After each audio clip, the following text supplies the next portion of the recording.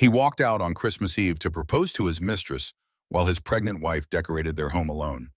He thought she was powerless, just a struggling teacher he could discard like trash. But what he didn't know would destroy him completely. Because the woman he abandoned on the floor while she went into labor, she'd just inherited $80 billion. She owned the hospital treating his dying parents. She controlled every asset he thought he'd stolen. And now she was about to teach him the most expensive lesson of his life. If you love stories where karma hits harder than winter, smash that like button and subscribe because this revenge is ice cold and absolutely satisfying. Let's begin. The golden glow of custom crystal chandeliers reflected off the original Picasso hanging above the fireplace in Victoria Ashford's Hampton estate.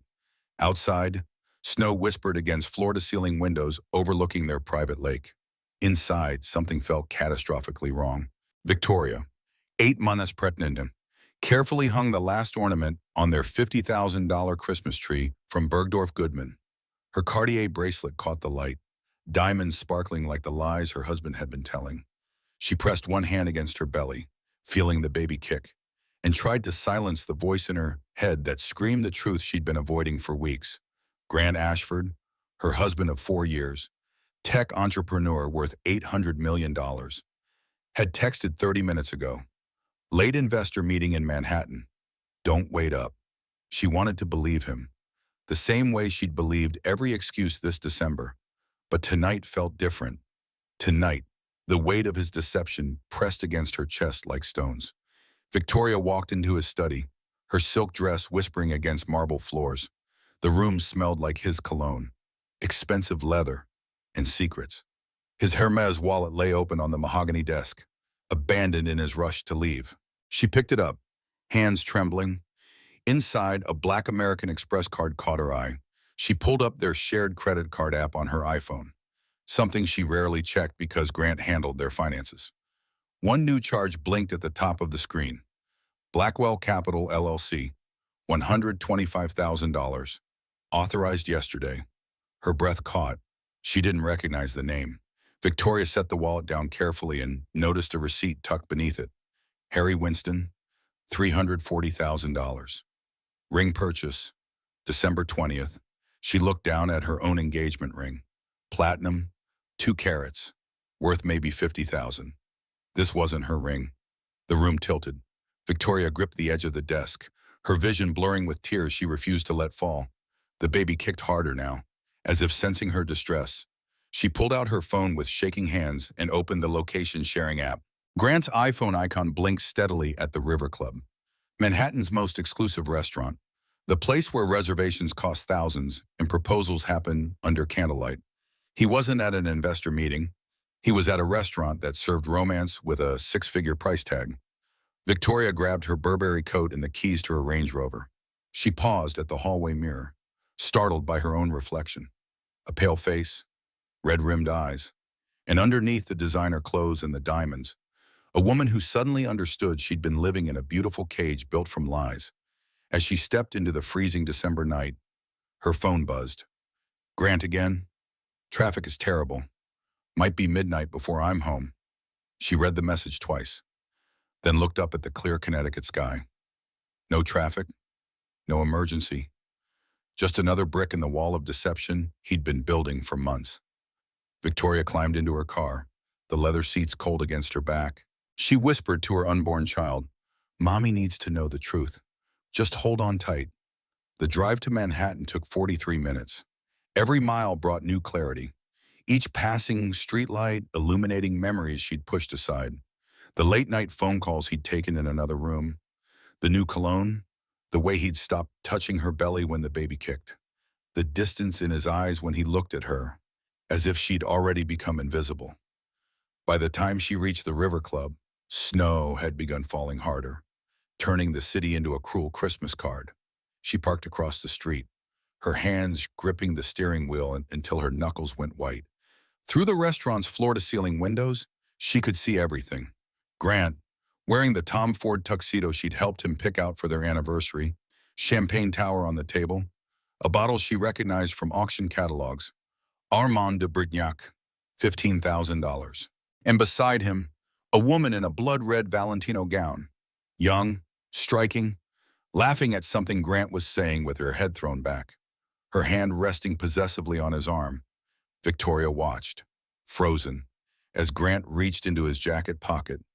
Even from across the street, she recognized the Harry Winston box. He got down on one knee. The woman in red screamed, kissed him, slid the ring onto her finger while other diners applauded. Victoria's vision blurred. A contraction seized her abdomen, sharp and sudden. False labor. She'd been having them for weeks, but this one bent her double, stealing her breath. She tried to reach for the door handle, to escape the car, to do something other than witness her husband proposing to another woman while her baby kicked frantically inside her. Another contraction, stronger. She gasped, one hand pressed against the fogged window, the other clutching her belly. Through her tears in the falling snow, she watched Grant kiss his new fiancée, watched him slip his wedding ring off his finger and into his pocket, watched him erase their marriage with a single gesture. A knock on her window made Victoria jump. A young man in a valet uniform peered in, concern etched on his face. She rolled down the window, ice-cold air rushing in. "Ma'am, are you okay? Do you need me to call someone?" Victoria recognized him. Tommy. He'd worked at their country club before taking this job. His eyes widened. Mrs. Ashford. She couldn't speak, could only point at the window, at the scene still unfolding inside. Tommy followed her gaze. His face went pale. "Oh God, I'm so sorry. Mrs. Ashford, you should know something. He comes here every Thursday night with her, always pays cash, always tells us you two are separated." The words landed like blows. Every Thursday. 6 months of Thursdays. 24 betrayals she'd been too trusting to see. Victoria pulled out her phone with trembling hands and took 47 photographs. Grant's face. The ring, the kiss, the champagne, the woman's triumphant smile. Evidence of the moment her marriage died on Christmas Eve while snow fell like a funeral shroud. She handed Tommy $1,000 in cash from her wallet, her voice surprisingly steady. "I was never here." Tommy nodded, pocketing the money. He leaned closer. "Her name is Sienna Blackwell, venture capitalist. She's been bragging to the staff that she's going to be Mrs. Grant Ashford by spring." Victoria rolled up the window and started the car. The drive home passed in numb silence. No tears, no screaming, just the cold calculation of a woman who just watched her world end and was already planning how to rebuild it. She pulled into their circular driveway at 2:30 in the morning. The house stood dark and empty, its 12,000 square feet suddenly feeling like a mausoleum instead of a home. Victoria walked upstairs, past the nursery she'd decorated in soft blues and whites, past the wedding photos that now looked like crime scene evidence, and into their bedroom. She didn't turn on the lights, just lay down on top of the covers, fully dressed, and placed both hands on her belly. The baby kicked softly, rhythmically, as if trying to comfort her. "I promise you," she whispered into the darkness, "you'll never know a father who abandons you, whatever it takes." At 3:17 in the morning, she heard Grant's car in the driveway, his footsteps on the stairs, the bedroom door opening. Victoria kept her eyes closed, her breathing slow and even. She felt him lean over her, smelled Sienna's perfume on his clothes. Tom Ford Black Orchid. Expensive and suffocating. "Sorry I'm late, baby," Grant whispered, pressing a kiss to her forehead. Big investor meeting ran long. Victoria's eyes stayed closed. But under the pillow, her phone was open to a text message she'd already typed to her sister Charlotte. "Emergency. Can you come tomorrow? I need a lawyer." The message sat unsent, waiting, because Victoria Ashford had learned something crucial tonight. Revenge required patience. Justice required planning. And the man sleeping peacefully beside her had no idea that the woman he'd just destroyed was about to become his worst nightmare. Outside, the snow continued to fall, burying the old world beneath a blanket of white. By morning, everything would look clean and new. But Victoria knew the truth. Some stains never wash away. They just get covered up until someone brave enough comes along to dig. And she was done being buried. Christmas morning arrived with pale sunlight and the smell of coffee Grant brewed before leaving for his supposedly morning gym session. Victoria checked his location on her phone.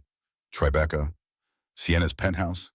His car hadn't moved in 3 hours. She sent the text to Charlotte at 8:03.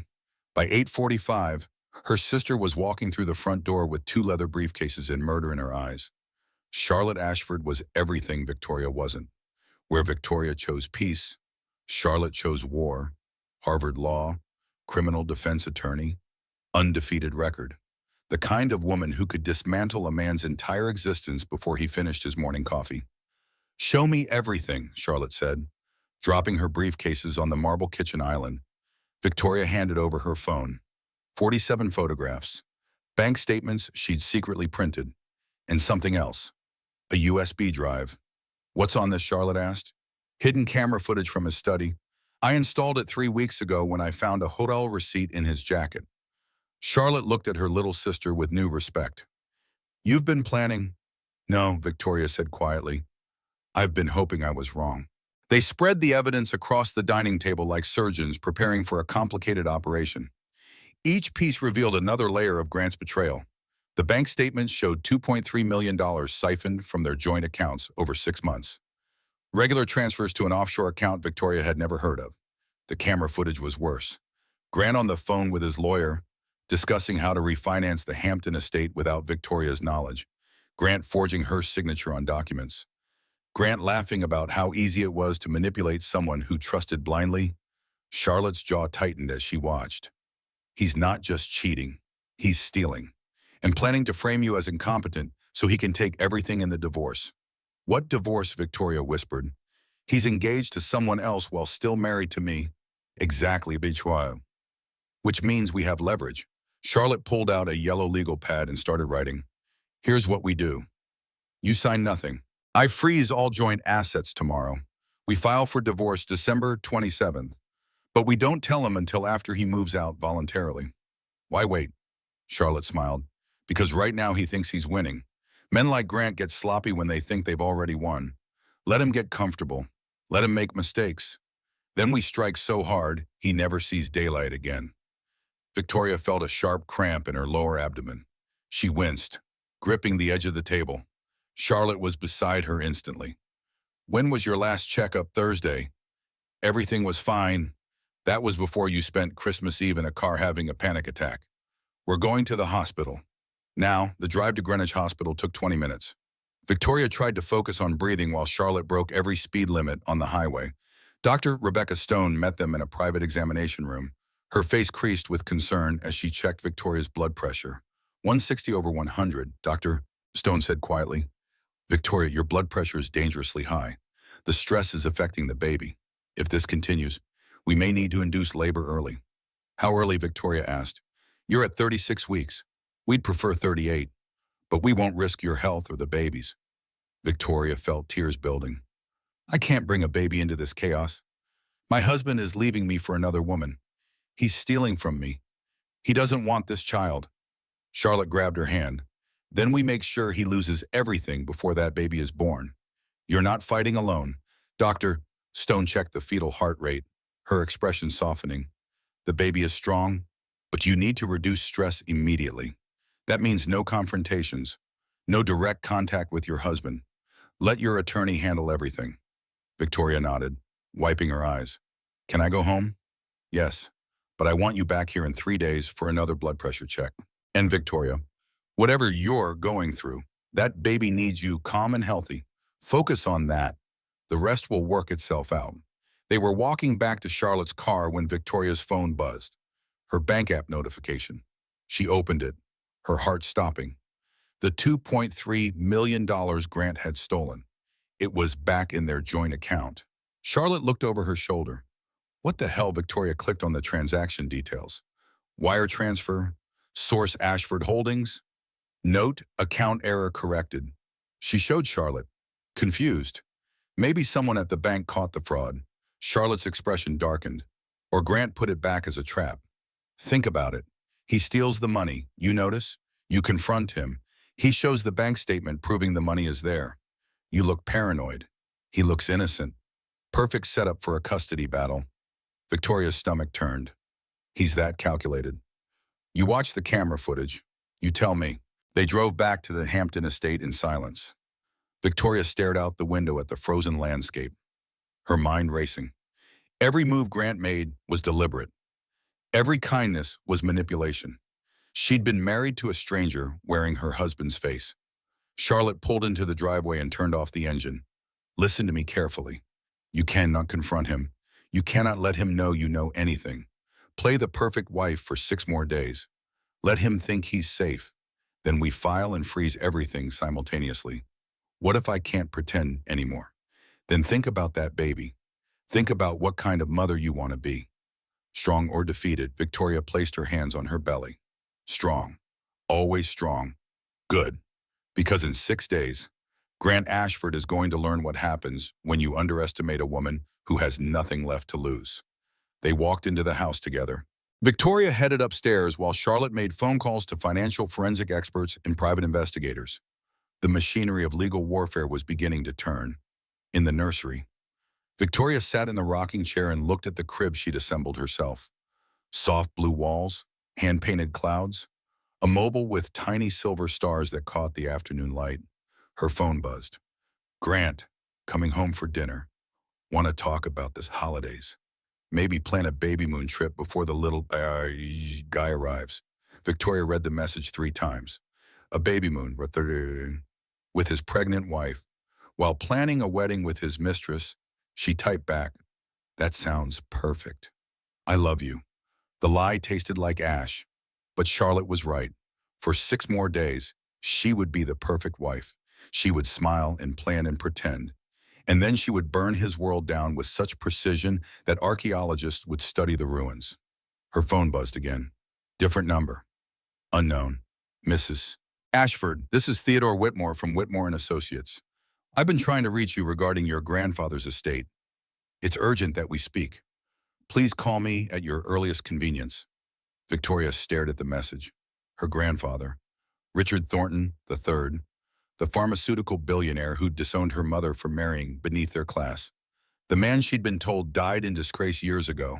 She was about to delete the message when something stopped her. Why would his attorney be calling now? Why urgent? She dialed Charlotte instead. Do you know anything about grandfather's estate, your grandfather? Charlotte's voice was sharp. Victoria. He died 6 months ago. June. There was a whole thing about the will. Why Victoria read the text message aloud. Charlotte went silent for a long moment. Then, call him back. Right now. Why? Because Richard Thornton was worth approximately $80 billion when he died. And if his attorney is trying to reach you, there's only one reason. Victoria's hands started shaking. What reason you're his heir? The room spun. Victoria sat down hard in the rocking chair, her breath coming in short gasps. That's impossible. He disowned Mom. He never even met me. Call the attorney, Charlotte said. Find out what he wants. And Victoria did tell Grant. Not a single word. Victoria ended the call and stared at Theodore Whitmore's number. Outside, snow was beginning to fall again. Inside, the axis of her entire world was shifting. She thought about Grant coming home tonight, planning romantic dinners, discussing baby moons, all while stealing from her and planning to leave her. He wanted to marry a rich woman. He'd chosen Sienna Blackwell, the venture capitalist with family money and connections. Victoria looked down at her pregnant belly and laughed. The sound was hollow, almost manic. Because if Theodore Whitmore was telling the truth, Grant Ashford had just made the single biggest mistake of his life. He'd abandoned the poor schooled teacher wife who embarrassed him. He had no idea he'd actually abandoned the richest woman in America. She dialed Theodore Whitmore's number. He answered on the first ring. Mrs. Ashford, I'm so relieved you called. We need to meet immediately. Your grandfather's will has some very specific conditions, and time is of the essence. When Victoria asked, tonight if possible, I can come to you. Victoria looked around the nursery, the life she'd built, the man she'd loved, all of it built on sand. Tomorrow, she said, my sister will be with me. And Mr. Whitmore, whatever you have to tell me, I need you to be absolutely certain it's true before you say it. Mrs. Ashford. His voice was gentle but firm. I've been your grandfather's attorney for 30 years. I watched him search for you for the last decade of his life. He died knowing he'd found you. Everything he built is yours. I have DNA tests, legal documents, IRS filings, it's all verified. How much? Victoria whispered. Approximately $80 billion. Give or take a few million depending on market fluctuations. The phone nearly slipped from her hands. And Grant doesn't know your husband has been intercepting my letters for 6 months. We've sent 14 certified letters to this address, all signed for by Grant Ashford. None delivered to you. Victoria closed her eyes. Of course. Of course Grant knew or suspected. And he'd hidden it because $80 billion was too much to share. Better to divorce the poor wife and marry the rich mistress than risk losing half of a fortune to community property laws. Mr. Whitmore, Victoria said slowly, can this inheritance be kept confidential? Absolutely. Your grandfather insisted on privacy clauses. We can structure everything through trusts and holding companies. No one needs to know unless you choose to reveal it. Then let's keep it that way. For now, may I ask why? Because my husband is currently planning to divorce me, steal my assets, and take custody of my baby. And I'd very much like him to finish what he started before he learns what he's actually losing. Theodore Whitmore chuckled. Your grandfather would have liked you, Mrs. Ashford. He always said the Thornton women were dangerous when underestimated. Victoria stood up, her reflection catching in the nursery window. Behind her, the decorated room. In front of her, her own face. Different now. Harder. Colder. Let's see just how dangerous, she said. Grant came home at 6:47 on Christmas night, carrying roses in a Tiffany box. Victoria watched him from the kitchen where she was pretending to prepare dinner, her hands steady despite the storm raging inside her chest. Hey, beautiful, Grant said, kissing her cheek. His lips were cold, or maybe she was. I'm sorry about last night. The investor meeting ran so late, but I'm here now. Let's have the Christmas we planned. Victoria accepted the roses. 24 white ones. Her favorite. Or what used to be her favorite before she learned that everything he knew about her was cataloged information. Not intimate knowledge. They're beautiful, she said. Her voice sounded normal. Years of teaching middle school had taught her how to perform calm while chaos reigned. Grant handed her the Tiffany box. Open it. Inside was a platinum bracelet studded with diamonds. The price tag, carefully removed but leaving a sticky residue, read $45,000. Victoria wondered if this was guilt or strategy. Probably strategy. Everything with Grant was strategy now. It's perfect, she lied, letting him clasp it around her wrist next to the Cartier one he'd given her last Christmas. Back when she still believed in them, they ate dinner by candlelight. Grant poured himself wine. Victoria had sparkling cider. The baby kicked steadily, as if reminding her why she was sitting across from a man she no longer knew instead of screaming accusations. To us, Grant raised his glass. To our family. To the future. Victoria touched her glass to his and took the smallest sip. The bubbles tasted like broken promises. I've been thinking, Grant said, cutting into his steak. Maybe after the baby is born, we should take that trip to Bali you've always wanted. Just the three of us. Family bonding time. That sounds wonderful, Victoria said. When were you thinking? Maybe March. Give you time to recover. Give me time to close this deal I've been working on. What deal? She kept her tone casual. Just a wife making conversation. Grant hesitated. Just a complicated restructuring of the company, boring financial stuff. But if it goes through, we'll be set for life. Victoria thought about the offshore accounts, the forged signatures, the $2.3 million he'd stolen and returned. Set for life meant set for his life with Sienna, not hers. That's exciting, she said. Grant's phone buzzed. He glanced at it, his expression flickering. Excuse me a second. I need to take this. He stood and walked toward his study. Victoria waited exactly 15 seconds before quietly following. She stood outside the closed door, her ear pressed against the wood. Yes, Mom. Grant's voice carried clearly. I'll tell her after the baby is born. No, I can't do it now. She's too pregnant. The lawyers say I need to wait until she's stable, or she could claim emotional distress and get a bigger settlement. Victoria's heart stopped. His mother knew. His entire family was in on it. Sienna understands. Grant continued. She's being patient. We'll be married by June. Yes. I already proposed. No. Victoria doesn't know anything. She's completely clueless. Victoria backed away from the door, her hand over her mouth to keep from making a sound. She made it to the bathroom before she vomited, her body rejecting the lies along with her dinner. When she emerged, Grant was back at the table, looking relaxed. "Everything okay?" he asked. "Just the baby pressing on my stomach." Victoria said, "I think I need to lie down."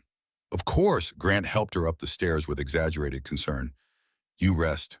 I'll clean up." In their bedroom, Victoria locked herself in the closet and called Charlotte. "His mother knows," she whispered. "They're all planning this together. They think I'm clueless." Charlotte's voice was sharp. "Good. Let them keep thinking that. Victoria, I need you to do something. Tomorrow, go to his study. Find any legal documents you can. Photograph everything. We need to know exactly what they're planning. What if he catches me? Tell him you were looking for insurance information for the hospital. You're pregnant. You have an excuse to be gathering documents." Victoria ended the call and sat in the closet for a long moment, surrounded by her expensive clothes and designer shoes. All the trappings of wealth that meant nothing when the person giving them to you was counting down the days until he could legally abandon you. She emerged to find Grant in bed, already half asleep. She climbed in beside him, careful not to touch him. The king-size bed suddenly felt like an ocean between them. "Grant," she said softly, "do you love me?" He didn't open his eyes. "Of course I do. Go to sleep." "Victoria, do you love our baby?" A pause, whisper. Then, "Why are you asking weird questions?" "I just need to know we're going to be okay." Grant rolled over to face her. His eyes were flat in the darkness. "We're fine. You're hormonal. It's making you paranoid. Everything is fine." He turned away and within minutes was snoring softly. Victoria lay awake, staring at the ceiling, one hand on her belly. The baby was awake too, restless, as if sensing her distress. At 2 in the morning, she got up and went to Grant's study. The door was unlocked. His arrogance or his exhaustion, she didn't know which. She found the folder in the bottom drawer of his desk, labeled in his neat handwriting, "Confidential, attorney work product."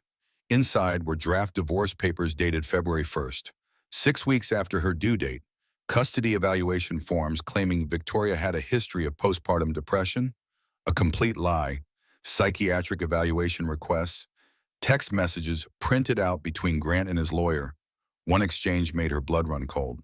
"Grant, how do we make sure I get the baby and the house lawyer proof she's unfit? Document everything. We'll paint her as unstable. No judge will give custody to a mentally ill mother. Grant perfect. She's so trusting she'll never see it coming." Victoria photographed every page with shaking hands. 23 documents, each one a nail in the coffin of their marriage. Each one proof that Grant wasn't just leaving. He was trying to destroy her completely. She was filing the last document back when pain seized her abdomen. Different from the contractions yesterday. Sharper, lower. Her water broke. All at once. Warm fluids soaking through her nightgown and pooling on the hardwood floor. Victoria grabbed the desk to steady herself. Too early. She was only 36 weeks. But her body didn't care about timing. She tried to call out, but another contraction stole her breath. The pain was blinding, radiating from her spine to her pelvis. She managed to pull out her phone and dial Grant's number. It rang 4 times before he answered, his voice groggy. "What, Grant?" Victoria gasped. "My water broke. I'm in labor. I need you." Silence. Then, "Are you sure you're not just having Braxton Hicks again?" "I'm standing in a puddle of amniotic fluid." "Call 911. She heard movement. Then a woman's voice in the background. Sienna, asking who was calling at 2 in the morning. Victoria's world tilted. He was with her, on Christmas night, while his wife decorated their home and cooked him dinner. "Grant, please," Victoria begged. "The baby is coming." His voice, when it came back, was ice. "Take the bus." "Victoria, I'm done pretending this marriage still exists." The call ended. Victoria stood in his study, water and tears mingling on the floor, and finally understood. There was no limit to his cruelty, no bottom to his selfishness. He would let her deliver their baby alone rather than interrupt his night with his mistress. Another contraction brought her to her knees. She crawled to the phone and dialed 911 herself. 911, what's your emergency? I'm in labor, Victoria whispered. 36 weeks. Water broke.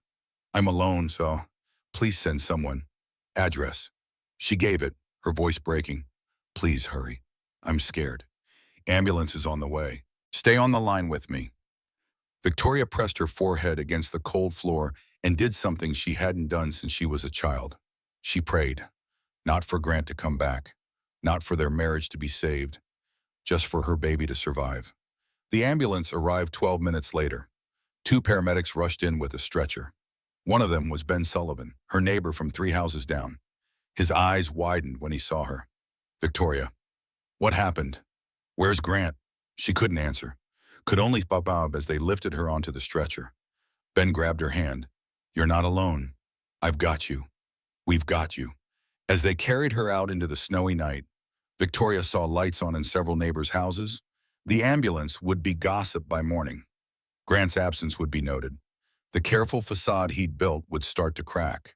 But Victoria didn't care about gossip anymore. She cared about the life fighting to enter the world, the tiny heartbeat that matched her own. The ambulance doors closed, sirens wailed, and somewhere across town, Grant Ashford rolled over in his mistress's bed, silenced his phone, and went back to sleep. He had no idea that he'd just made the last and worst mistake of his life, because the woman he'd abandoned on the floor was about to become someone he could never afford to lose. Greenwich Hospital at 3:17 in the morning was quieter than Victoria expected. Fluorescent lights hummed overhead as nurses rushed her into a delivery room, their voices efficient and calm while her world shattered into pain and fear. Dr. Rebecca Stone appeared, still in her coat from being called in, her face lined with concern when she saw Victoria's blood pressure reading. 170 over 110, she said quietly to a nurse, "Get the NECU team on standby. Is my baby going to be okay?" Victoria gasped between contractions. Dr. Stone took her hand. "We're going to do everything we can, but I need you to focus on breathing." "Can you do that for me?" Victoria nodded, but all she could think about was Grant, where he was, who he was with, how he'd chosen to spend Christmas night in another woman's bed while his wife delivered their son alone. Charlotte burst through the door at 4:30, her hair wild and her eyes fierce. "I came as soon as I got your message. Where is he?" Victoria shook her head, unable to speak through another contraction. Charlotte's expression turned murderous. She grabbed a nurse. "Where is Victoria Ashford's husband?" The nurse checked her chart. "No emergency contact has arrived." "Ma'am, he's not coming," Victoria whispered. "Charlotte, he's not coming." Her sister's face went pale. Then she sat down beside the hospital bed and took Victoria's hand. "Then I'm here. You're not alone." The labor lasted 6 hours. 6 hours of pain that felt like penance for believing in someone who never existed. 6 hours of wondering if her baby would be healthy after weeks of stress and betrayal. At 9:42 in the morning on December 26th, James Richard Ashford entered the world weighing 5 pounds 4 ounces. Premature but breathing, crying, alive. When the nurse placed him in Victoria's arms, everything else disappeared. The pain, the betrayal, the fear. There was only this tiny human with her eyes and Grant's chin and a future she would fight to protect. "He's perfect," Charlotte whispered, tears streaming down her face. "Victoria, he's absolutely perfect." Victoria kissed her son's forehead and made him a promise. "You will never know a father who abandons you. I swear it." At 10:30, after Victoria had been moved to a recovery room and James was sleeping peacefully in her arms, a man in an expensive suit knocked on the door. "Mrs. Ashford, I'm Theodore Whitmore. May I come in?" Charlotte stood immediately. The attorney. "Now she just gave birth." "It's okay," Victoria said. "Let him in." Theodore Whitmore was in his mid-50s, with silver hair and kind eyes that had seen too much of the world's cruelty. He carried a leather briefcase and moved with the careful dignity of old money. "I apologize for the timing," he said, "but I've been trying to reach you for 6 months, and given the circumstances, I thought it best not to wait any longer." He opened his briefcase and pulled out a thick envelope sealed with red wax. The Thornton family crest pressed into it like a judge's verdict. "Your grandfather, Richard Thornton III, passed away on June 15th. He spent the last 10 years of his life searching for you after learning that your mother had died. He found you 3 years ago, but chose to wait until the time was right to make contact. Why didn't he just call? Victoria asked. Because he was dying, and he wanted to make sure his estate was structured to protect you from fortune hunters. He looked pointedly at Charlotte. He was very concerned about people who might try to take advantage of his granddaughter's inheritance. Charlotte sat up straighter. What kind of inheritance are we talking about? Theodore opened a folder and spread documents across the hospital tray table. Thornton Pharmaceuticals, Thornton Hospital Group, real estate holdings across 6 continents, investment portfolios, art collections, total valuation as of June 15th, approximately $80 billion. The room went silent except for James's soft breathing. That's impossible, Victoria whispered. Grandfather died in disgrace. Everyone said he lost everything. That's what he wanted people to believe. Theodore smiled. Your grandfather was many things, but he wasn't careless with money. He went underground after refusing to sell cancer treatment patents to a conglomerate that wanted to bury them for profit. He let them think he was destroyed. Meanwhile, he built an empire in the shadows. Why me? Victoria asked. He never met me. He disowned my mother. Theodore's expression softened. He disowned your mother's choice of husband, not your mother. When she died, he was devastated. He'd been too proud to reconcile, and by the time he tried, it was too late. You were all he had left of her. He pulled out a letter, old paper with careful handwriting. Your grandfather wrote this the week before he died. He made me promise to give it to you when the time was right. Victoria took the letter with shaking hands. The paper smelled like cedar and old books. She opened it carefully. My dearest Victoria, it began. If you're reading this, I've finally found the courage in death that I lacked in life. The courage to admit I was wrong. I told myself I disowned your mother to protect her from a man beneath our station. The truth is, I was afraid of losing control. I'd built an empire, but I couldn't build a relationship with the one person who mattered. By the time I understood my mistake, your mother was gone. I'm told you're a teacher, that you chose love over money, purpose over prestige. You're everything I should have been and never was. This inheritance isn't compensation for my absence. It's an apology you can never accept because I waited too long to offer it. But perhaps you can use what I built to be what I couldn't. Someone who chooses people over power. Your grandfather, Richard Thornton. Victoria folded the letter carefully, tears streaming down her face. Charlotte was crying too, one hand covering her mouth. When does this become official? Charlotte asked Theodore. It already is. The probate closed at midnight last night, December 25th. As of this morning, Victoria Ashford is one of the wealthiest women in America. Does anyone know? Victoria asked.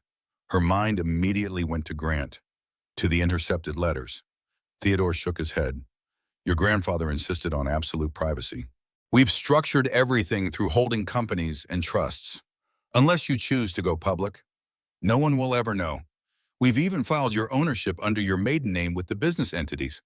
Victoria Thornton, not Victoria Ashford. Victoria looked down at James, sleeping peacefully against her chest. What happens now? Theodore closed his briefcase. Now you decide who you want to be. The woman your husband thinks he married, or the woman your grandfather knew you could become. Charlotte leaned forward. Can we keep this quiet during the divorce proceedings? Absolutely. In fact, I'd recommend it. Let Mr. Ashford proceed with whatever he's planning. Let him show his hand completely. Then we reveal the truth when it does the most damage. Victoria thought about Grant sleeping peacefully in Sienna's bed, about the divorce papers dated for February 1st, about his plan to paint her as mentally ill and take custody of James. She looked at Theodore. My husband has been stealing from me, forging my signature, planning to claim I'm unfit so he can take my son. Then let him try, Theodore said quietly, because we now own the hospital where his parents are receiving cancer treatment. We own the pharmaceutical company that manufactures their chemotherapy drugs. We own the investment firm that holds his company's debt. Victoria, your grandfather's empire touches every aspect of Grant Ashford's life. He just doesn't know it yet. A slow smile spread across Victoria's face. Not revenge, strategy. Keep the inheritance confidential for now, she said. Let Grant file for divorce.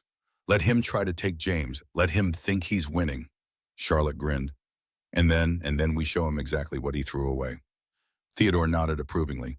Your grandfather would be proud. Shall I begin the necessary legal preparations? Yes. But there's one thing I need you to do first. Anything. Victoria looked down at James again, then back at Theodore. Make sure Grant's parents continue receiving their cancer treatment. No matter what happens between Grant and me, they don't deserve to suffer for his choices. Theodore's eyes grew warm. I'll see to it personally. That's exactly the kind of thing your grandfather hoped you'd do. Choose mercy even when you have the power to choose otherwise. After Theodore left, Charlotte sat on the edge of the hospital bed. You just became a billionaire while giving birth. That has to be some kind of record. Victoria laughed. The sound surprising her, it felt good to laugh again. What are you going to do? Charlotte asked. Victoria traced her finger along James's tiny hand. I'm going to let Grant destroy himself. I'm going to document every lie, every theft, every manipulation. And when he's done enough damage that no judge will believe him, I'm going to take everything he thought he wanted and show him it was never his to take. Charlotte squeezed her sister's shoulder. You're terrifying when you're calm. I learned from the best, Victoria said. You've been protecting me our whole lives. Now it's time I learn to protect myself. James stirred in her arms, his tiny mouth opening in a yawn. Victoria kissed his forehead and whispered, Welcome to the world, little one. Your mother just became the most dangerous woman your father will ever meet. Outside the hospital room, the December sun was rising over Connecticut. Inside, Victoria Ashford sat with her newborn son and her sister and felt something she hadn't felt in months. Power. Not the kind that came from money, though she now had more than she could spend in 10 lifetimes. The kind that came from knowing exactly who you were and what you were worth, with or without a man who tried to make you believe you were nothing. Grant Ashford was about to learn a very expensive lesson. The woman he'd abandoned in labor was about to become the woman who owned his entire world, and she was just getting started. Victoria spent 3 days in the hospital, recovering and learning to be a mother while Grant's absence screamed louder than any confrontation could have. Nurses whispered. Ben Sullivan stopped by twice with coffee for Charlotte. His concern for Victoria obvious and genuine. The gossip was already starting. Victoria could feel it in the careful way people avoided asking where her husband was. On December 29th, she checked out and moved into a penthouse Manhattan apartment that Theodore had secured through one of the Thornton holding companies. Anonymous. Untraceable. Hers. The apartment overlooked Central Park, 30 floors of glass and steel and freedom. Charlotte helped her set up a nursery in the second bedroom while James slept peacefully in a bassinet, oblivious to the war being waged around him. Grant called on December 30th, his first contact since abandoning her 4 days earlier. Victoria stared at his name on her phone screen for 3 rings before answering. Victoria, where are you? That came home and you're gone. She kept her voice neutral. I'm at Charlotte's. We need to talk. A pause, and then his tone shifted to fake concern. Are you okay? Is the baby okay? His name is James, Victoria said. And we're fine. No thanks to you. What's that supposed to mean? You know exactly what it means. Grant, but we can discuss it in person. Meet me tomorrow. Public place. Noon. Victoria, if this is about Christmas Eve, I can explain. I'm sure you can. Starbucks on 42nd Street. Don't be late. She hung up before he could respond. Charlotte looked up from folding tiny onesies. You ready for this? Victoria looked at James sleeping peacefully. More ready than he knows. The next day, Victoria dressed carefully. Simple jeans and a sweater. No jewelry except her wedding ring, which she wore like evidence. She looked like what Grant had always seen her as. Ordinary. Forgettable. Easy to erase. She arrived at Starbucks 15 minutes early and chose a table near the window. Cameras everywhere. Witnesses. Everything documented. Grant walked in at noon exactly, wearing his power suit and his media smile. He looked tired. Good. He sat across from her and immediately reached for her hand. Victoria, I've been so worried. Why didn't you call me from the hospital? She pulled her hand away and slid a manila envelope across the table. Divorce papers. Already filed. You're being served tomorrow.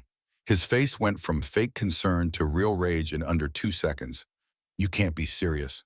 Sign them. 50-50 custody. You keep the Hampton house. I'll take what's mine and disappear. Grant leaned forward. You have nothing that's yours. Everything we own is because of me, my company, my money. my connections.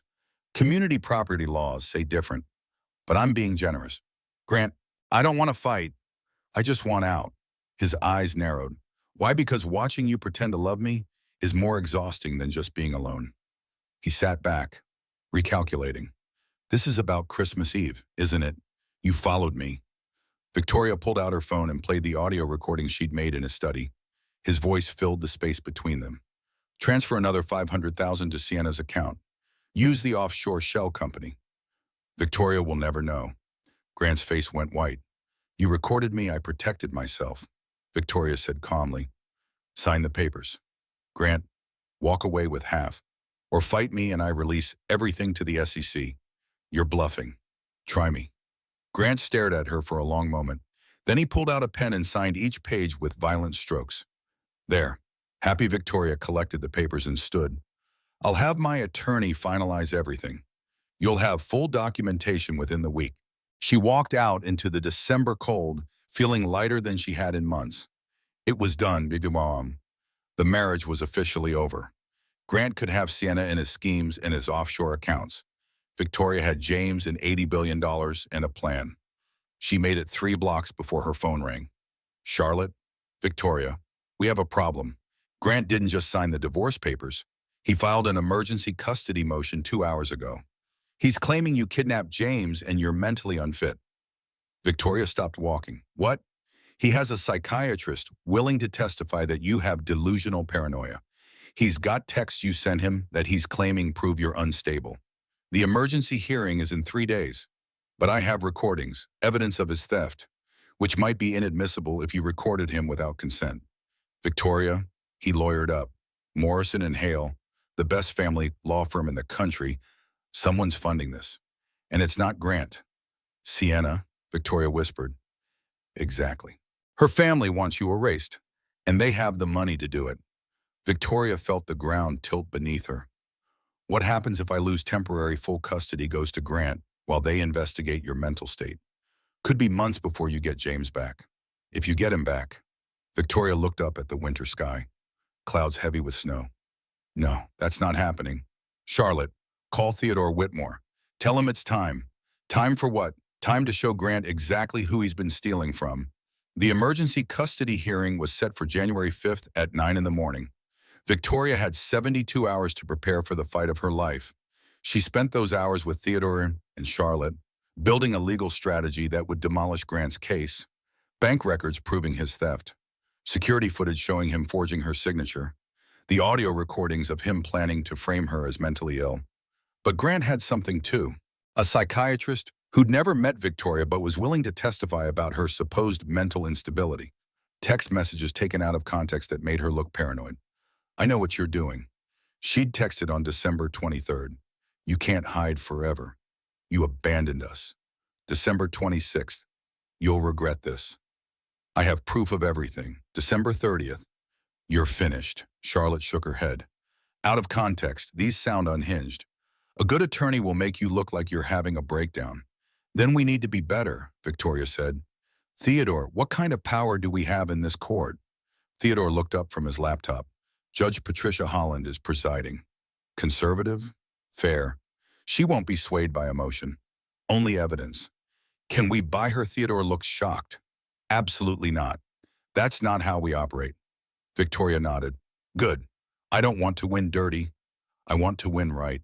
The night before the hearing, Victoria couldn't sleep. She stood by James's crib, watching him breathe, and thought about all the ways this could go wrong. If she lost temporary custody, even for a month, it would devastate him. Babies needed their mothers. Science proved it. But courts didn't always listen to science. Ben Sullivan knocked on her door at midnight with coffee. Saw your light on, he said. Thought you might need this. They sat on her balcony overlooking the city, the cold biting but clarifying. You're going to win tomorrow, Ben said. Truth always comes out in court. Not always, Victoria replied. Sometimes money talks louder than truth. Then it's good you have both now. Victoria looked at him. Charlotte told you, he nodded. About the inheritance. Yeah, but I knew you before you were rich, and I'll know you after. Doesn't change who you are. Victoria felt tears building. I'm terrified. Ben, What if the judge believes Grant? What if I lose James? Ben took her hand. Then you fight. You appeal. You use every resource you have. But Victoria, you're not going to lose. Because that baby in there needs you. And the universe doesn't take babies from mothers who die to protect them. Victoria wanted to believe him. She held onto his hand like an anchor and watched the city lights blur through her tears. Tomorrow would determine everything. Tomorrow. Grant would try to paint her as unstable and unfit. Tomorrow, she'd have to prove that the woman he'd tried to destroy was stronger than he'd ever imagined. And if Theodore's plan worked, tomorrow Grant Ashford would walk into that courtroom thinking he was fighting a powerless woman. He'd leave knowing he'd declared war on an empire. Victoria just hoped the judge would see the truth before Grant's lies did permanent damage. Because she could survive losing money. She could survive losing her marriage. But she couldn't survive losing her son. Family court in Manhattan was everything Victoria had feared. Cold fluorescent lights, the smell of old coffee and old regrets, people in various stages of personal destruction waiting for judges to decide their fates. Grant arrived with 4 attorneys from Morrison and Hale, all wearing suits that cost more than most people's monthly rent. Sienna sat in the gallery wearing Chanel, her engagement ring catching the light like a weapon. Victoria wore a navy dress Charlotte had chosen. Look like a mother, not a threat. Her sister had advised, let them underestimate you. Judge Patricia Holland entered at 9 sharp, mid-50s, gray hair pulled back severely, eyes that missed nothing. She surveyed the courtroom with the expression of someone who'd seen every lie humanity had to offer. This is an emergency custody hearing for James Richard Ashford, minor child. Judge Holland's voice carried authority. Mr. Morrison, you filed the emergency motion. Proceed. Grant's lead attorney stood. Thank you, Your Honor. We're here today because we have grave concerns about Mrs. Ashford's mental state and her fitness to care for a newborn child. He clicked a remote. Victoria's text messages appeared on a screen behind him, blown up to enormous size. As you can see, Mrs. Ashford has exhibited paranoid behavior. Hidden cameras in the marital home, recording private conversations without consent, fleeing with a newborn without informing the father, making wild accusations without evidence. Charlotte stood. Objection. Mrs. Ashford left the marital home because she'd given birth and needed recovery space with family support. Mr. Ashford was informed via text of their location. Judge Holland looked at Grant's attorney. Is this true? We have no record of such a text. Your Honor. Grant's attorney pulled out his phone, projected messages between Grant and Victoria. Conspicuously absent was Victoria's text telling him she was at Charlotte's apartment. They deleted it. Charlotte whispered, they're doctoring evidence. Victoria's hands shook. This was worse than she'd feared. Mr. Morrison continued, we've also brought Dr. Gerald Frost, a psychiatrist who's reviewed Mrs. Ashford's communications and behavior patterns. Dr. Frost took the stand. Mid-60s, distinguished, paid. Dr. Frost, you've reviewed evidence in this case. What's your professional opinion? Frost adjusted his glasses. Based on the text messages, the surveillance behavior, and the sudden departure with the child, I see signs of paranoid delusion, persecution complex, and possible postpartum psychosis. Charlotte shot to her feet. Your Honor, this doctor has never examined my client. Overruled. Judge Holland said, this is an emergency hearing. Expert testimony based on evidence review is permissible. Continue. Frost. In my professional opinion, the child may be at risk in Mrs. Ashford's care. I recommend immediate psychiatric evaluation and temporary custody transfer pending results. Victoria felt the room tilt. Ben squeezed her shoulder from behind the partition. Mr. Morrison projected more evidence. Bank records showing Victoria had accessed Grant's files without permission. Security footage of her in his study at 2 in the morning, all framed to make her look obsessed and unstable. Mrs. Ashford broke into her husband's private office. Mr. Morrison said, violated his privacy repeatedly. These are not the actions of a rational person. Your Honor, Judge Holland looked at Victoria. Mrs. Ashford, do you have evidence to support your claims of infidelity and financial impropriety? Victoria opened her mouth. Charlotte stood first. Your Honor, we have extensive documentation of Mr. Ashford's financial crimes. Bank records showing unauthorized transfers. Forged signatures on refinancing documents. Audio recordings. Are these recordings admissible? Judge Holland asked. Charlotte hesitated. Connecticut is a two-party consent state. Then they're not admissible in this proceeding. Judge Holland said, "Do you have other evidence? The photographs?" Charlotte said, 47 images from December 24th showing Mr. Ashford with another woman. Mr. Morrison stood. "Your Honor, photographs can be staged or manipulated. We have no way to verify their authenticity without extensive forensic analysis, which takes time. This is an emergency hearing based on immediate child safety concerns." Judge Holland looks tired. "Mrs. Ashford, your behavior as documented does raise concerns. The surveillance, the recordings, the sudden departure with a newborn, without admissible evidence to support your allegations." She paused. Victoria's heart stopped. "I'm prepared to grant temporary custody to Mr. Ashford pending psychiatric evaluation of Mrs. Ashford." "No," Victoria whispered. "Please." The courtroom door opened. Theodore Whitmore walked in carrying a briefcase and an expression of controlled fury. "Your Honor, may I approach?" Judge Holland frowned. "Who are you?" "Theodore Whitmore, counsel for the Thornton estate. I have information pertinent to this case." "What does the Thornton estate have to do with custody of the Ashford child?" Theodore opened his briefcase. "Everything, Your Honor. May I request an immediate chambers conference?" Judge Holland studied him for a long moment. Then she banged her gavel. "Chambers. Now. All attorneys. Mrs. Ashford, Mr. Whitmore, you too, in the judge's chambers." Theodore laid out documents with surgical precision. DNA verification. Legal chain of inheritance. IRS filings. "Your Honor, Mrs. Victoria Ashford is the sole heir to the Thornton estate. The probate closed December 25th.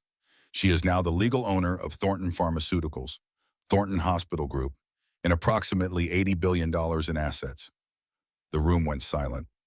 Grant's attorney recovered first. "That's impossible." "How?" Theodore continued calmly. "Your client, Mr. Ashford, has been intercepting legal correspondence intended for his wife for 6 months. 14 certified letters, all signed for by Grant Ashford. None delivered to Victoria. He placed call logs in front of Judge Holland. My office attempted phone contact 37 times. Each call was answered by Mr. Ashford claiming Mrs. Ashford was unavailable." Judge Holland looked at Grant's attorney. "Did your client know about this inheritance?" Morrison looked at Grant through the glass partition. Grant's face had gone gray. "Your Honor," Theodore continued, "regarding Mr. Ashford's parents' medical care, they're receiving cancer treatment at St. Mary's Hospital and chemotherapy drugs from Thornton Pharmaceuticals. Mrs. Ashford owns both institutions. She's been anonymously paying for their care for 4 months." Grant's attorney tried to recover. "This doesn't address the mental health concerns." Theodore smiled coldly. "The concerning text, Mrs. Ashford was responding to actual crimes. Mr. Ashford has embezzled $2.3 million from joint accounts. He forged her signature on multiple legal documents. He committed wire fraud to fund his mistress. He pulled out financial forensics. These are federal crimes. Your Honor, Mrs. Ashford wasn't paranoid. She was protecting herself from a criminal." Judge Holland's expression hardened.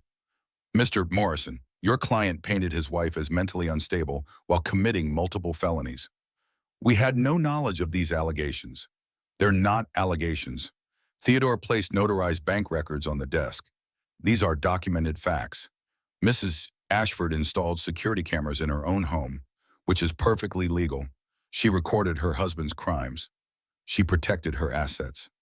These are rational responses to being victimized." He turned to Judge Holland. "Your Honor, the woman being described as unstable is actually one of the wealthiest and most powerful women in America who showed remarkable restraint by not using that power to destroy Mr. Ashford immediately." Judge Holland sat back. "Let me make sure I understand. Mr. Ashford has been stealing from his wife, forging her signature, planning to claim she's mentally ill to win custody, all while she actually owns the hospitals keeping his parents alive." "Correct," Theodore said. "Mrs. Ashford could have ended his parents' medical care with a phone call. She chose not to because despite everything her husband did, she refused to hurt innocent people." Judge Holland looked at Grant's attorney with disgust. "We're going back out there. And Mr. Morrison, You better have a very good explanation for why I shouldn't hold your client in contempt. Back in the courtroom, Judge Holland took the bench after reviewing new evidence in chambers. This court's preliminary ruling is reversed. Grant started to stand. His attorney pulled him down. Mrs. Ashford, full custody is restored to you effective immediately. Victoria's tears came so fast she couldn't see. Mr. Ashford, you are granted the supervised visitation only, pending criminal investigation into financial crimes brought to this court's attention. You are also ordered to cease all contact with Mrs. Ashford except through attorneys. Judge Holland's voice turned to ice. You abandoned your wife in labor. You stole from her. You tried to weaponize the courts against her. You're fortunate you're not in handcuffs right now. She banged her gavel. Full custody to Mrs. Ashford. Mr. Ashford will be hearing from the district attorney. We're adjourned. In the hallway, Grant grabbed Victoria's arm. You set me up. Ben stepped between them. Touch her again and you'll be arrested for assault. Grant looked at Victoria, betrayal and rage warring on his face. You were rich this whole time. Victoria pulled her arm free. No, Grant, I became rich the day you left me on the floor. My grandfather died that week. Funny how the universe works. You could have told me. Why? So you could fake your way back. So you could pretend to love me for my money instead of Sienna's. Sienna appeared, grabbing Grant's arm. Grant, let's go. Victoria looked at her directly for the first time. Miss Blackwell, enjoy him. But you should know Thornton Holdings is acquiring Blackwell Capital. Hostile takeover. Should be finalized Monday. You'll be reporting to me. Sienna went pale. Victoria turned and walked toward the elevator, Charlotte and Theodore flanking her, Ben carrying James in his car seat. Behind her, reporters swarmed Grant. Someone had tipped them off. Cameras flashed. Questions shouted. Mr. Ashford, is it true you abandoned your pregnant wife, Mr. Ashford? Are you under investigation for fraud? The elevator doors closed on his destroyed face. Victoria looked at James, sleeping peacefully through the chaos. We won, sweetheart. We're safe. Charlotte hugged her sister. You were incredible in there. Theodore smiled. Your grandfather would be proud. You had the power to destroy Grant completely. You chose mercy instead. Victoria thought about Grant's parents, still receiving treatment, about Cian, who'd get a chance at redemption, about choosing to be better than the people who'd hurt her. That's not mercy, she said softly. That's who I choose to be. The elevator opened onto the street. January sunlight, fresh air, freedom. Victoria Thornton Ashford walked into her new life carrying her son and leaving behind the woman who'd been too afraid to fight back. That woman was gone. In her place was someone stronger, richer, and infinitely more dangerous to anyone who underestimated her again. 3 months passed like a fever dream. Victoria's penthouse became home. James grew from newborn to laughing baby who loved Mozart and morning sunlight. Ben stopped by Mosconi. Undone dodged by most evenings with coffee and terrible jokes that made her snort laugh despite everything. Grant's world collapsed in stages. Week 1, the SEC opened formal investigation into Ashford Innovations. Victoria watched news coverage while James slept against her shoulder. Grant's face, pale and cornered, denying everything while board members resigned. Week 2, his board removed him as CEO. Stock dropped 43%. Investors fled. The company became a cautionary tale about fraud and arrogance. Week 3, the district attorney filed charges. Wire fraud, identity theft, forgery. Grant's assets froze. Sienna broke up with him via text. Then Sienna appeared at Victoria's door on a rainy Tuesday. I know you have no reason to help me, Sienna said, looking smaller than Victoria remembered. But I'm good at what I do. I just picked the wrong man. Victoria studied the woman who'd kissed her husband on Christmas Eve. Come in. They sat while James played on his activity mat. Sienna watched the baby with regret. He's beautiful. I'm sorry. Grant told me you were separated. I didn't realize his ambition included destroying a pregnant woman's life. She looked at Victoria. I'm not asking for forgiveness. Just a chance to prove I'm more than the worst thing I've done. Victoria thought about Mercy, about the woman she wanted to be. Blackwell Capital needs a new director of impact investing, someone who understands loss and wants to help rebuild. Sienna's eyes widened. You're serious, one condition. Use this chance to build instead of destroy. I won't let you down. By week 4, Grant lived in a studio apartment in Queens. His parents, still receiving treatment Victoria paid for, refused his calls. His mother sent a handwritten letter. Dear Victoria, I don't know how to apologize for what my son did. Thank you for taking care of us when you had every reason not to. You're the daughter I wish I'd had. Victoria kept the letter in her nightstand, proof that some people could admit mistakes. Theodore visited regularly with updates. Thornton Pharmaceuticals developing new treatments, hospital group expanding free clinics, the foundation growing under her guidance. You're a natural at this, Theodore said. Your grandfather would be amazed. Victoria looked at James giggling in Ben's arms. I'm just trying to make the world better for him. In early March, Victoria made her first public appearance as head of Thornton Holdings, a press conference announcing $20 billion to eliminate medical debt. Cameras flashed. Victoria stood in a simple black suit, holding James.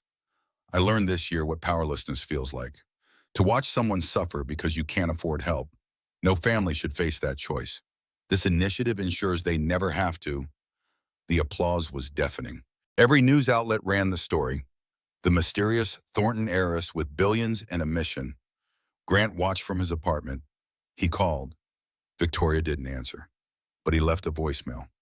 I see what you've become. I had no idea. Victoria, I'm sorry. I destroyed the best thing in my life because I was terrified of being ordinary. You were never ordinary. She saved the voicemail but didn't call back. Some apologies arrived too late.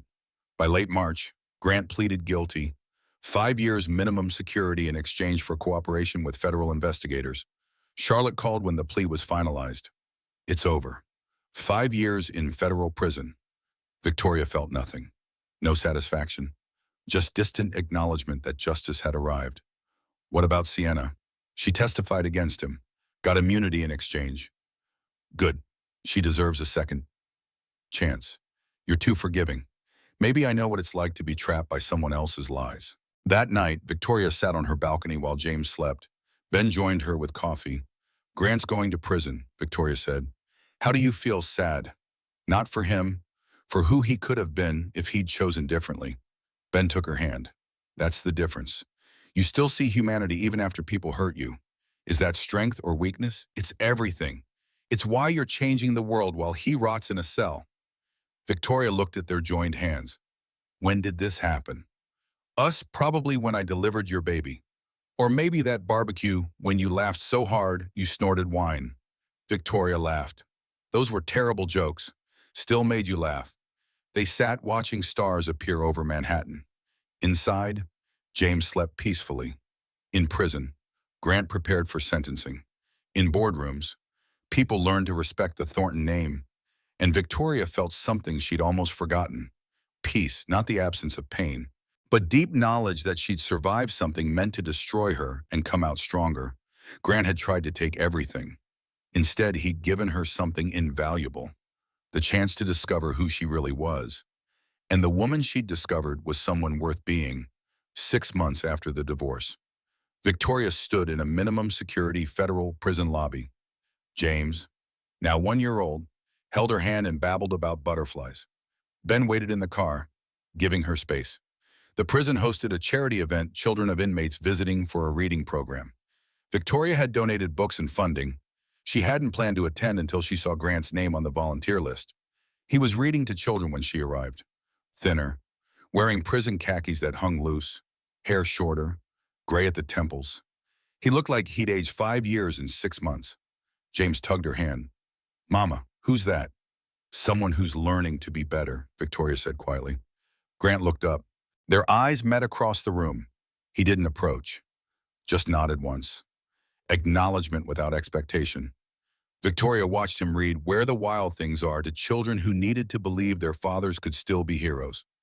Grant's voice was gentle, patient, the way she'd once imagined he'd read to James. A little girl asked if he had children. He paused. I have a son about your age. I made very bad choices, and now I can't see him grow up. That's why it's important to make good choices, even when it's hard. The children nodded solemnly, sensing the weight of regret. Victoria turned to leave before Grant could see her tears. Not forgiveness tears, she wasn't there yet, but tears for the waste, the life they could have had if Grant had chosen differently. Outside, spring air was warm and full of blooming things. Ben got out when he saw her face. "You okay?" Victoria looked at James, trying to catch a butterfly. "I will be. That's the most I can ask for." "You could ask to be happy," Ben said gently. "Is that an offer? Been trying to make that offer for months, waiting for you to be ready." James caught the butterfly, or rather, it landed on his hand.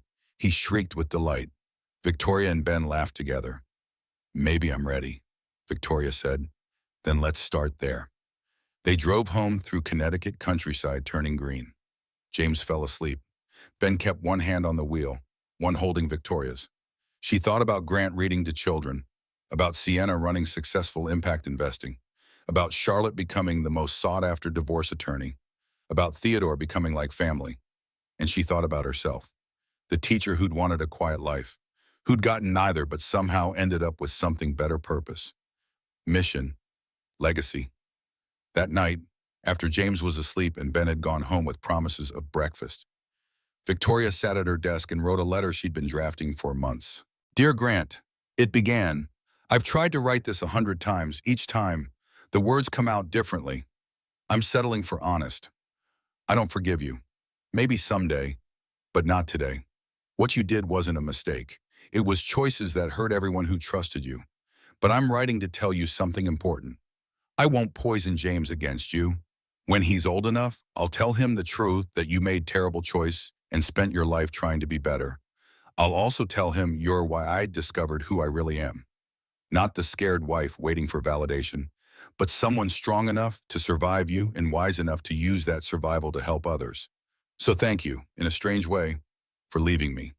Thank you for showing me what I was capable of when I stopped waiting for rescue. Your parents are well, still receiving the best care. I'll continue funding it. Not because of you, but because they're innocent and remind me of my mother, people who did their best with flawed children. I'm not sure what I hope for you. Prison time served, lessons learned, peace maybe. But mostly I hope you understand that the woman you tried to destroy is the one making sure your parents survive. The one giving Sienna second chances. The one building hospitals and funding research. That's my revenge. Grant, not destruction, construction, being so whole that you become irrelevant to my happiness.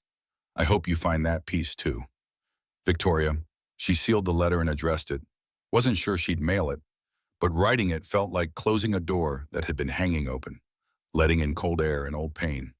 Her phone buzzed. "Ben, made you something for breakfast tomorrow. It's a surprise." Victoria smiled. "Can't wait." She walked to the nursery and watched James sleep.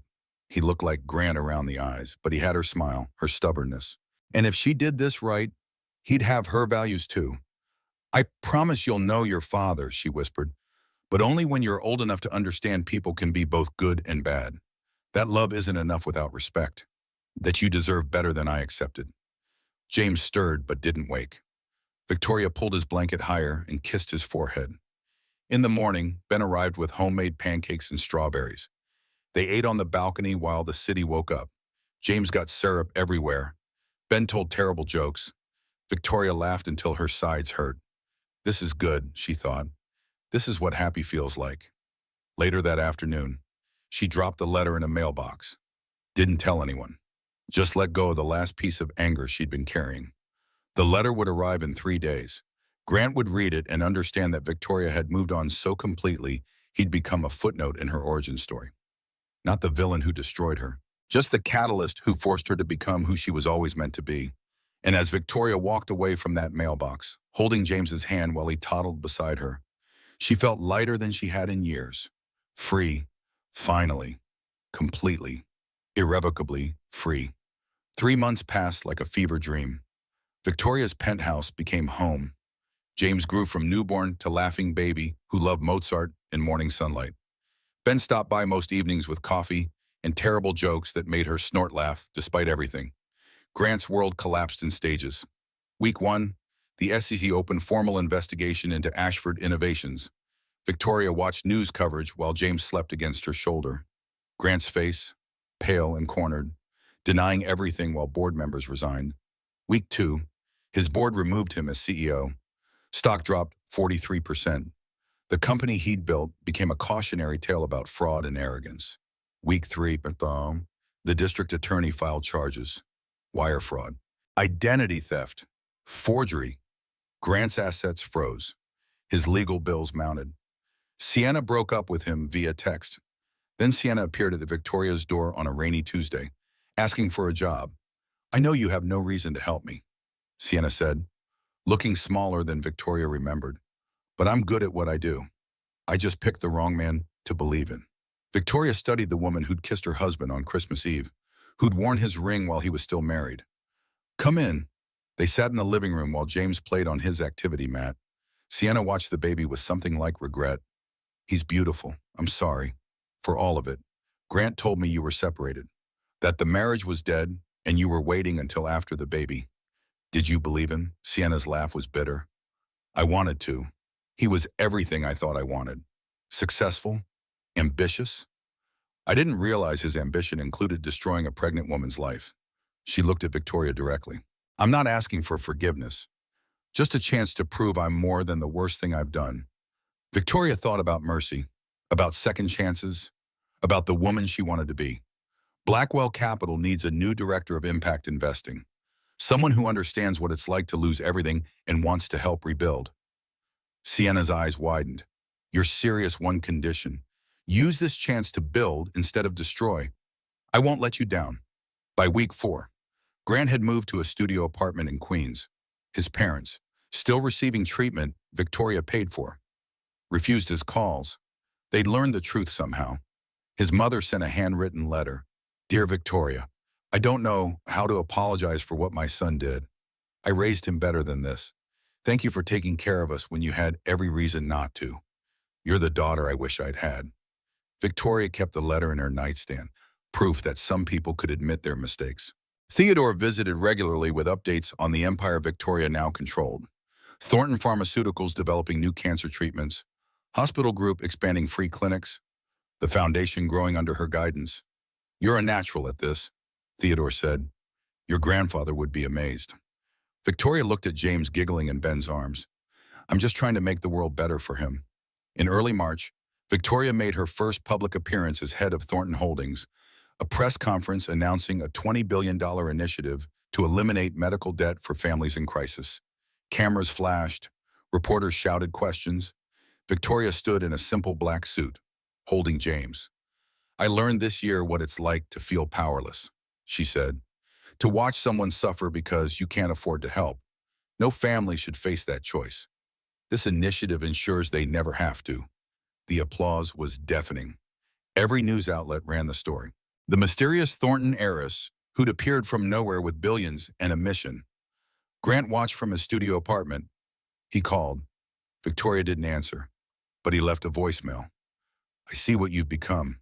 I had no idea. Victoria, I'm sorry for everything. I destroyed the best thing in my life because I was terrified of being ordinary. You were never ordinary. I was..." She saved the voicemail but didn't call back.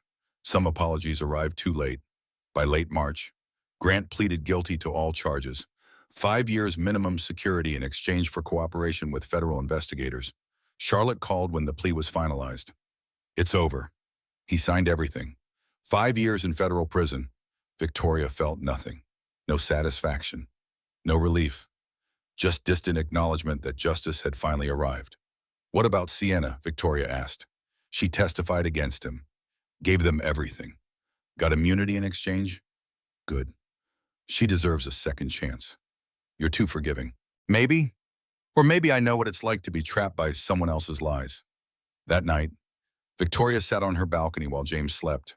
Ben joined her with coffee, sitting in comfortable silence while the city breathed below. "Grant's going to prison," Victoria said. "I heard. How do you feel?" "Sad. Honestly. Not for him. For who he could have been if he'd chosen differently." Ben took her hand. "That's the difference between you and him. You still see humanity in people even after they hurt you. Is that strength or weakness? It's everything. It's why you're going to change the world while he rots in a cell regretting every choice." Victoria looked at their joined hands. When did this happen? Us probably the night I delivered your baby in an ambulance, oh? Or maybe that neighborhood barbecue when you laughed so hard at my dad jokes you snorted wine. Victoria laughed. Those were terrible jokes. Still made you laugh. They sat watching stars appear over Manhattan. Inside, James slept peacefully. In prison, Grant prepared for sentencing. In boardrooms, people learned to respect the Thornton name again, and Victoria felt something she'd almost forgotten. Peace, not the absence of pain, but the deep knowledge that she'd survived something meant to destroy her and come out stronger. Grant had tried to take everything. Instead, he'd given her something invaluable, the chance to discover who she really was when everything else was stripped away. And the woman she discovered was someone worth being.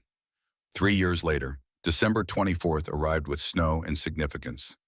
Victoria stood at her window watching flakes fall over Central Park while James, now 4, decorated their tree with focused determination. Everything had changed. James's artwork covered the refrigerator. Photos of Ben and Charlotte and Theodore filled the mantel. The scared woman who'd photographed her husband's betrayal felt like someone from another life. At 35, Victoria ran one of the most influential companies in America with hard-won confidence. Thornton Holdings had expanded into renewable energy and education. The hospital group had eliminated medical debt for over 200,000 families. Forbes named her one of the most powerful women in business. But her proudest achievement couldn't be measured in headlines. "Mama," James called, "can we do the special thing today?" Victoria smiled. Their Christmas Eve tradition, visiting the prison, bringing books and gifts for children of inmates. James didn't know his father was there.